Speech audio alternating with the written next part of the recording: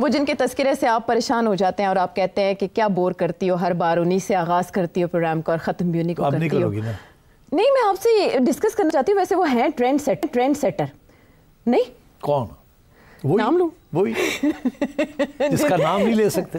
ہاں، ہم تو اپنے شو میں، اور آپ تو مجھے بھی کہتے ہیں کہ لیتی. میں نے پھر بانی کے بجائے عمران خان کہنا شروع کر دیا، تو کیونکہ میں نے کہا آپ بچا لیں گے. نہیں بالکل، ایسی کیا بات. اب تو باقاعدہ پوچھ گچھ بھی ہوتی ہے، بھائی پابندی کس نے لگائی، سامنے آؤ کہ نام لینے سے منع کس نے کیا. لیکن جانے نہ جانے گل ہی نہ جانے باغ تو سارا جانے ہیں.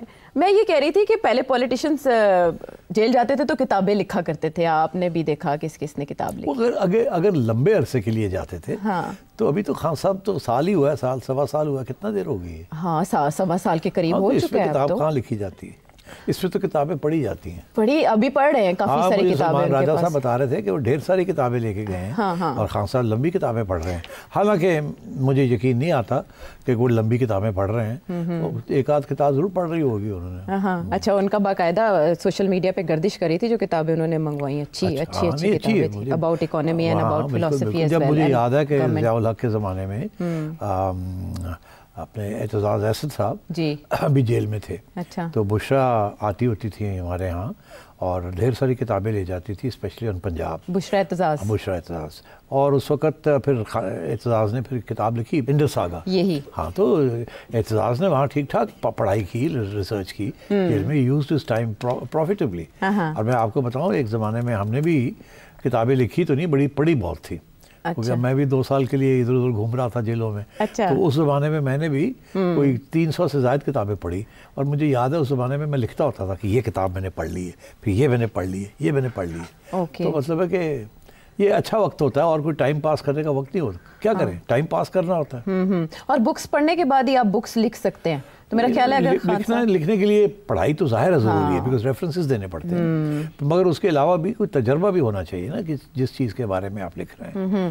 مجھے تو ایسے لگتا ہے خان صاحب یہ جو خط لکھ رہے ہیں انہیں پہ انہوں نے کتاب چھاپ دینی ہے. جب ہاں، میرا خیال ہے وہ ایک قسم کا اداریہ بن جاتا ہے نا، ایک قسم کا ایک چارج شیٹ بنتی جا رہی ہے. اور ایک کے بعد آپ کی تیسرا ہو گیا، جی تیسرا خط بھی انہوں نے لکھ دیا. ہاں، اب چوتھا بن رہا ہے. 3 فروری کو پہلا خط آیا، 8 فروری کو دوسرا خط آیا. کم و بیش ایک جیسا کانٹینٹ تھا، لیکن اب کی بار انہوں نے ذرا ISPR کو ایک تنبیہ کی ہے کہ ذرا بار بار یہ کہنا بند کریں کہ سیاست میں فوج مداخلت نہیں کرتی، یہ قوم کی عقل کی توہین ہے. انہوں نے ان کو لیسن یاد کروایا. لیکن ایٹ دا سیم ٹائم انہوں نے پہلے 2 خطوں کا جواب نہ آنے کو کہا تھا کہ یہ غیر سنجیدہ جواب آیا جو ان کی طرف سے، کہ خط ملا نہیں، اس کی وہ توقع نہیں کر رہے تھے. آج آرمی چیف ایک تقریب میں مدعو تھے، آپ کو پتہ ہے ٹرکش پریزیڈنٹ آئے ہوئے ہیں پاکستان کے وزٹ پہ. تو اس کے بعد صحافیوں سے انہوں نے غیر رسمی گفتگو کی. تو ظاہر ہے میرے جیسے صحافیوں نے یہی سوال کیا ہوگا کہ آپ کو خط ملا جس کا بہت چرچا. انہوں نے جواب میں کہا کہ اول تو کوئی خط ملا نہیں، ملا بھی تو میں پڑھوں گا نہیں، اور اگر ملا تو میں وہ وزیر اعظم کے بھجوا دوں گا. ایک بات جو کچھ صحافیوں نے کوٹ کی ہے اور کچھ جو اخبارات ہیں انہوں نے بھی لکھا ہے، اس کو ویب سائٹس پہ بھی یہ چھپی ہے کہ خط کی باتیں سب چالیں ہیں. مجھے یہ سمجھ نہیں آئی. آپ کو نہیں سمجھ؟ نہیں، مجھے نہیں سمجھ. عائشہ، ہم نے یہاں ڈسکس کیا ہے نا کہ ایک پورا پروپیگنڈا کیمپین ہے to remain on the front page. صرف پاکستان میں ہی، دنیا میں بھی سب کو ایک سارا ہر وقت یہ بیج ٹھا ٹھا ٹھا ٹھا ہیمر کریں کہ عمران خان جیل میں ہے، عمران خان کے ساتھ زیادتی ہو رہی ہے، پاکستان کے اندر نان ڈیموکریٹک گورنمنٹ ہے، وغیرہ وغیرہ وغیرہ وغیرہ. یہ ساری دنیا کو یہ ایک احساس دلانے کی کوشش ہے. اچھا. کیونکہ دنیا کا انٹریکشن ہو رہا ہے نا اس حکومت کے ساتھ، اس ہائیبریڈ رجیم کے ساتھ، اس آرمی چیف کے ساتھ، اس پرائم منسٹر کے ساتھ، اس پارلیمنٹ کے ساتھ. تو ان کو بدنام کرنا is part of the campaign. And so I think it's perfectly understandable. اب میں نے یہاں آپ سے کہا تھا کہ it's a great strategy from Khan sahib point of view. It's a great strategy. ہر روز فرنٹ پیج. اب اس کے علاوہ وہاں وہ کانٹیکٹ بھی کر رہے ہیں لوگوں کو، PR کر رہے ہیں، لابنگ کر رہے ہیں. سارا وقت Khan sahib is on the front page, is on the top news, is on Twitter, is on social media, is on Instagram, is on Facebook. تو اٹس اے کیمپین. جیسے ہٹلر کے زمانے میں بلٹس کریگ کہا جاتا تھا کہ بلٹس کریگ اس لیے کہا جاتا تھا کیونکہ رکتی نہیں تھی کیمپین. بامبنگ ہوتی تھی تو ہوتی جاتی تھی، رکتی نہیں تھی، جیسے اسرائیل نے کیا بلٹس کریگ. تو یہ اٹس اے پبلسٹی بلٹس کریگ کہ کسی طریقے سے یہ فوکس میں رہے کہ خان صاحب کون ہیں، کیا ان کے ساتھ ہو رہا ہے، پاکستان کے حالات کیا ہیں. اینڈ سو آن. تو I think in that sense پہلے انہوں نے ہر قسم کی وہ کر رہے ہیں نا, مگر اب یہ ڈائریکٹ خط لکھنا شروع کر دیے. اب خط آیا ادھر, پھر یو این جائے گا, پھر کانگریس کو جائے گا, پھر امریکن پریزیڈنٹ کو جائے گا. وہ پڑھیں یا نہ پڑھیں, ان کو ایکچولی آئیڈیا اس کے میڈیا کے اندر رہے آپ. لیکن اس سے حکومت میں تو نہیں رہ سکیں گے نا آپ. اور وہ جو مقصد عمران خان صاحب کا ہے جس کے لیے یہ ساری ایفرٹ ہو رہی ہے, وہ کیا ہے؟ وہ ظاہر ہے اقتدار میں واپسی چاہتے ہیں, اس حکومت کی بدخلی چاہتے ہیں. اس طرح ہو جائے گی؟ نہیں, یہ اٹس ناٹ کہ اس طرح ہو جائے گی. This is part of the mechanism کہ کسی طریقے کے ساتھ اس حکومت کو, اس ہائیبریڈ رجیم کو انڈرمائن کیا جائے.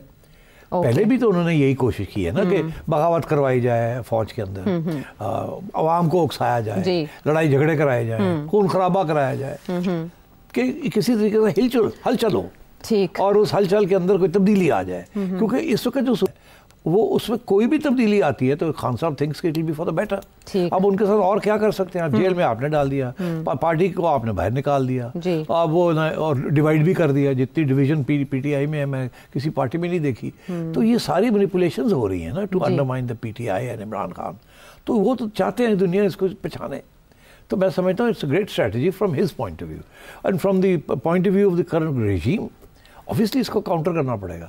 اور یہاں سوال بنتے ہیں جو کہ I'm sure تمہارے ذہن میں ہے. بالکل ایسے ہی ہے کہ اب آرمی چیف سے آج انہوں نے صحافیوں نے پوچھ لیا, لیکن گورنمنٹ کیوں ان خطوط کا جواب دینے میں دلچسپی نہیں رکھتی؟ ایک طرفہ وار ہے. Very important. دیکھیے جب میں نے آرمی چیف کا بیان پڑھا جی تو میرا پہلا ریئیکشن یہ تھا کہ آرمی چیف کی طرف سے کوئی ریئیکشن ہی نہیں آنا چاہیے تھا.